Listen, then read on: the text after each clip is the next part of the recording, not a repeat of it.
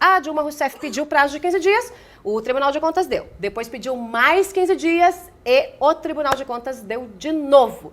E essa é a primeira pergunta, ministro. É um prazer recebê-lo de novo aqui. Por que mais 15 dias de prazo? O senhor tinha prerrogativa de dizer, não, presidente, já dei um prazo aqui, o tribunal já deu prazo, explicou, não explicou, vamos para o plenário. O senhor podia fazer isso. Não fez. Por quê? Porque o tribunal tem um regimento interno que estabelece que você dá todo o direito do contraditório, ou seja, se eu não desse os 15 dias, claro que isso eu compartilhei com meus colegas, fiz questão porque é uma decisão importante, eles poderiam entrar com um agravo. O que é um agravo? É a jurisprudência, o regimento interno estabelece, e a jurisprudência do tribunal, que deve-se dar prazo para se fazer a defesa. E o agravo eu teria que dar mais 5 dias. Eu não poderia deixar de examinar isso porque o regimento interno dá essa sustentação. Então, dado esse prazo, que é o último, né? Agora nós poderemos examinar com muita cautela, com muito cuidado, só para explicar como é que funciona isso.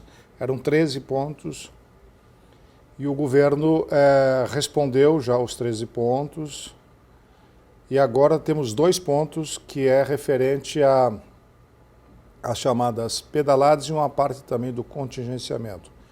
A primeira parte deu 78 bilhões de reais, com indícios de irregularidades, que é a parte das chamadas pedaladas, 40 bilhões.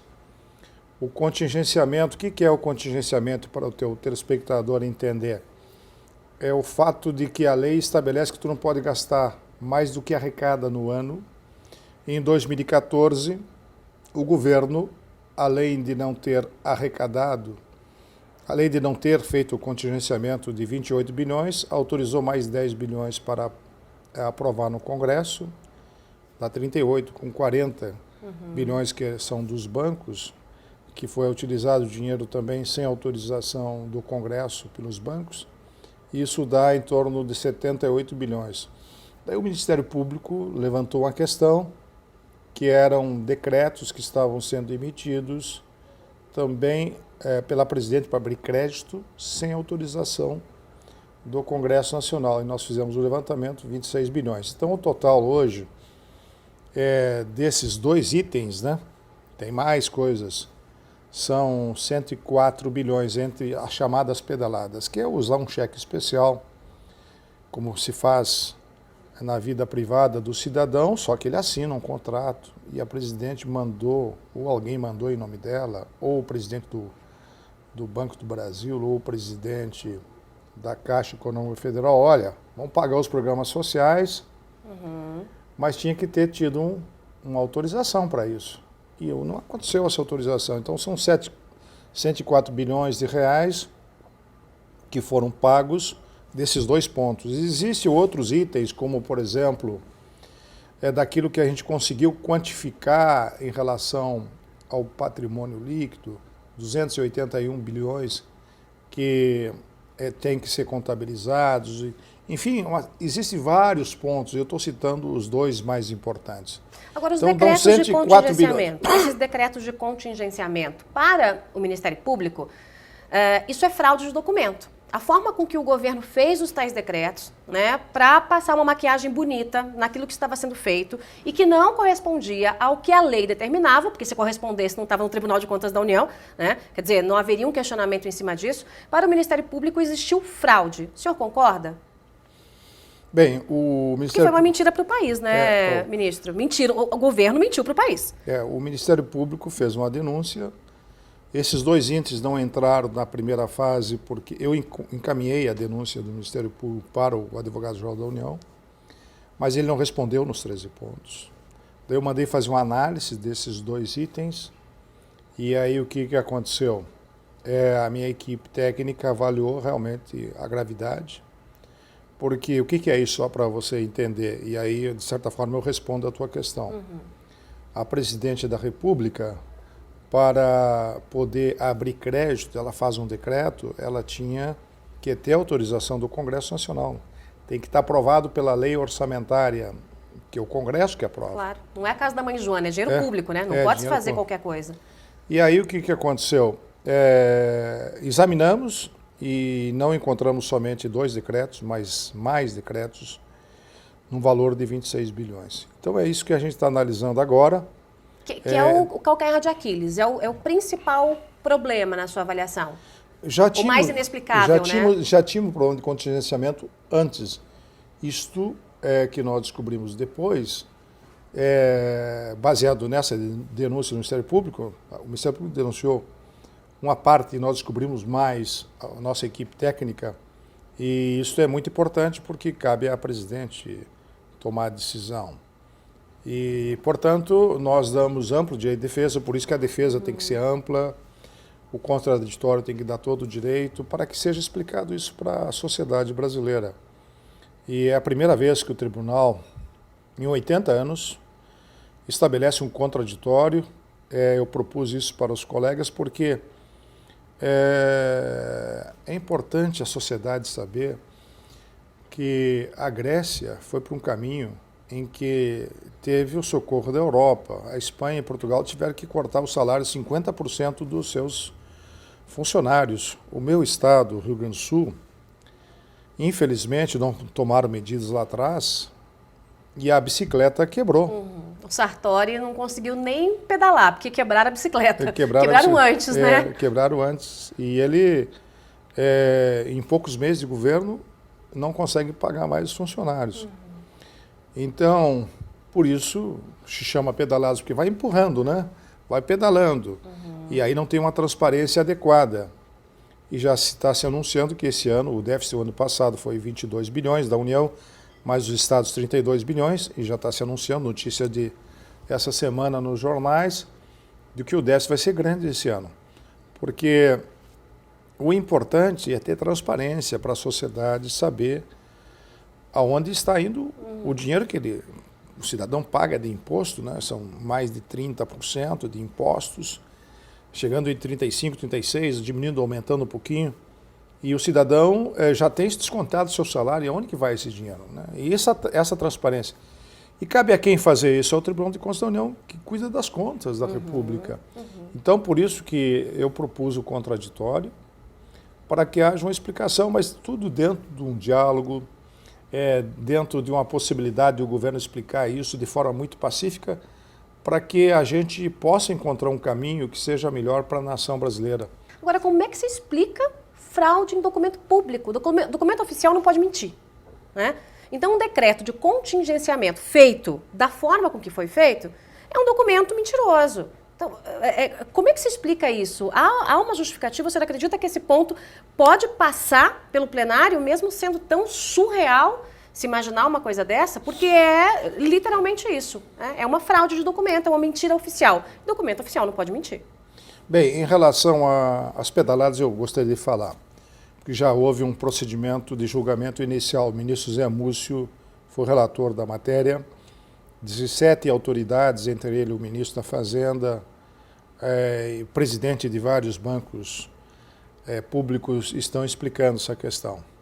Ou seja, o Arno Agostinho, que foi um dos secretários do ministro Guido Mantega, estão citados. São tão conhecido, né? Arno Agostinho, tão conhecido. São 17 autoridades que estão sendo questionadas. Me parece, eu não sou relator dessa matéria, que já responderam esta questão. E agora entraram com recurso, está com o ministro Vital do Rego para responder este recurso. Não sei, me parece que ele não recebeu ainda da área técnica, que vai para uma área técnica, só para as pessoas entenderem. O tribunal tem uma área técnica, todos concursados. O tribunal é concursado. Então, nós procuramos o máximo de isenção numa tomada de decisão dessa, porque passa por um corpo técnico. E eu disse para o corpo técnico em relação às contas que examinasse com maior autonomia, sem pressão, e que cumprisse o que a lei determina. A lei, Joyce, vale para o prefeito, vale para o governador, vale para quem... Joyce, para o Nardes e para a Dilma. Vale para todos, né? Vale para todos. Então, nós temos que dar todo o amplo direito de defesa para que a gente possa examinar. O Brasil está sem bússola?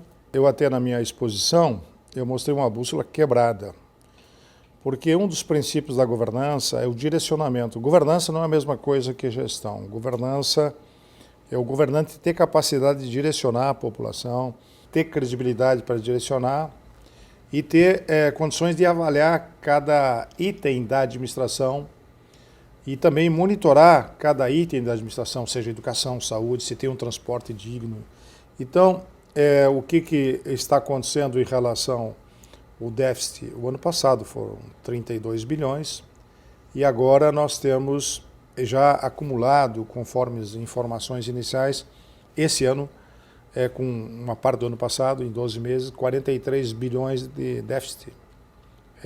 Como consequência disso, diminui o dinheiro para investimento e a consequência disso, o país começa a ter desemprego, perde a credibilidade.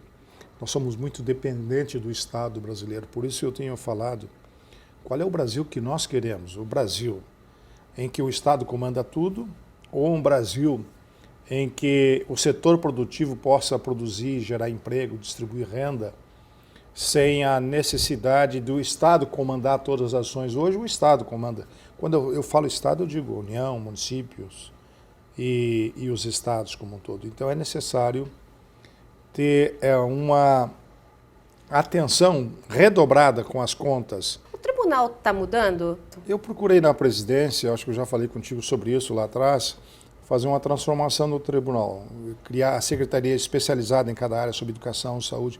Antes nós fazíamos mais o Fiscobra, a fiscalização das obras, então se chama Fiscobras. Aí que nós dictamos lá atrás o sobrepreço nas refinarias Abreu Lima, que nós descobrimos e recomendamos ao Congresso, isso há 6 anos atrás, que não liberasse mais dinheiro para a refinaria Abreu Lima e para outras refinarias. Aconteceu que o Congresso não aceitou a nossa decisão, houve um veto do presidente anterior e a consequência é que nós tivemos essa operação Lava Jato. Nós já tomamos decisão, já condenamos uma parte lá dos gestores da Petrobras na questão de Passadina, que tinha um valor de 300 milhões, foi vendido por 1 bilhão e 300 milhões. Então isso já houve uma condenação do tribunal. Então o tribunal mudou, mas o tribunal é independente. Eu vou te explicar como é que funciona. Talvez seja o único tribunal que tem uma eleição no Congresso Nacional, porque os outros tu explicou muito bem. Os outros tribunais, boa parte, são feitos indicações pela Presidência da República e referendados pelo Senado. Outros são lista tríplice, que a presidente escolhe. O Tribunal de Contas da União talvez seja o mais democrático, porque 3 são eleitos no Senado, 3 na Câmara e uma eleição. Eu disputei com 4, então eu não fui indicado. Eu fui escolhido pelos meus pares numa votação secreta e fui um candidato independente. Quando há um encontro, uma audiência com a presidente, vira notícia, né, se espalha como um rastilho de pólvora. Qual foi a última vez que o senhor esteve com a presidente da República e o motivo da nova audiência? A última conversa que eu tive foi como presidente, ainda do tribunal. Eu tive uma conversa com ela antes, quando eu relatei para ela, durante a Copa, de que não estavam contabilizados as aposentadorias de todos os servidores do Brasil, a Previdência Autuarial, o futuro da Previdência, de um número bastante impactante, 2,3 trilhões, que não estavam contabilizados. E depois, no final do ano, quando eu transmiti o cargo, eu disse para ela no discurso oficial, transmitindo o cargo, no encerrar minhas falas, que ela tinha que fazer 3 pactos. O pacto político, que acabou não acontecendo, acabou sendo eleito o Eduardo Cunha, presidente da Câmara. Então o pacto político, não houve acerto entre o governo, mas não era esse sentido. O pacto político no sentido de a gente construir um novo momento depois da eleição.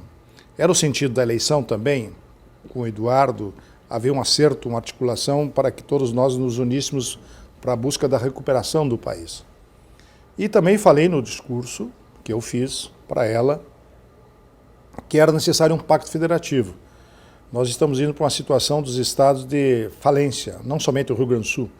Nós estamos com mais de 10 estados em situação muito difícil no país, que não vão conseguir honrar todos os seus compromissos e estão pagando a folha com muita dificuldade, a folha de salários dos servidores. Então a situação é muito grave da nação. E falei também no Pacto da Governança, que é o meu trabalho, que é o livro que eu lancei, que te entreguei um livro, inclusive, Governança Pública, Desafio do Brasil, que é o grande dilema da nação, porque não entrega um bom produto para a sociedade, seja na saúde, na segurança, no transporte, não é digno para o cidadão ter um transporte que seja bom para o cidadão, não demorar 3, 4 horas para chegar no trabalho, como o trabalhador passa por isso. Então essa minha última conversa com ela foi... recentemente com a presidente. Recentemente eu não tive. Então a minha última conversa foi, na verdade, um discurso que eu alertei a ela do que ia acontecer no Brasil. Infelizmente, eu estava certo. Foi arauto do caos, né? Infelizmente eu estava certo e a gente já vem alertando isso há muito tempo. Aprovar as contas da presidente, olhando todas as lambanças que foram feitas, geraria na sociedade aquela expectativa ou aquela frustração de, meu Deus, esse órgão custa 1,5 bi por ano. Custa 1,5 bi por ano para quê? O senhor acha que há clima para uma aprovação? Nós gastamos e pagamos nossos funcionários e gastamos isso que tu falou. Mas fizemos nos últimos 5 anos de economia com auditorias preventivas de 105 bilhões. Estão pagando o salário e está sobrando, né, ministro? Está sobrando. Está devolvendo para o Brasil. Está sobrando muito, porque o tribunal faz auditorias preventivas. A especialização que eu implantei no tribunal durante a minha gestão, que já vinha acontecendo antes das gestões muito brilhantes dos meus antecessores. Então, o tribunal faz uma economia de 105 bilhões, fez nesses últimos anos. Agora, somente nessa operação da Petrobras, nós fizemos um grande trabalho, porque foram baseadas nas nossas auditorias que a Operação Lava Jato descobriu todo esse escândalo. Se não tivesse o TCU feito as auditorias lá atrás, não teria sido descoberto esse escândalo. Seja feita. Então, acho que nós estamos fazendo a nossa parte. É uma instituição que tem excelência e eu posso dizer, nós podemos fazer a diferença para o futuro. O controle, por quê, Joyce? Porque nós somos permanentes. Eu fui parlamentar, já passei pelo Congresso. Fica-se 4 anos no mandato. O mandato passa muito rápido, não dá para planejar. Não tem uma condição de fazer uma avaliação a médio e a longo prazo. E é isso que eu estou tentando incutir na sociedade brasileira, com os tribunais de contas dos estados, de fazermos auditorias preventivas sobre educação, saúde, sobre meio ambiente, ver a questão do efeito estufa. Ou seja, nós hoje estamos preparados para mostrar por que o Brasil não funciona, por que existe o problema da segurança, da saúde. Nós estamos preparados, só que não somos governo. Claro.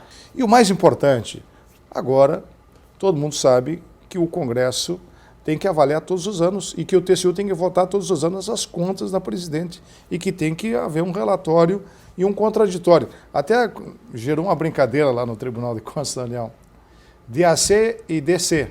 Você sabe o que quer dizer AC e DC, né? Antes das contas e depois das contas. Sensacional. Ministro, é a bancada do Renan que pode decidir essa parada?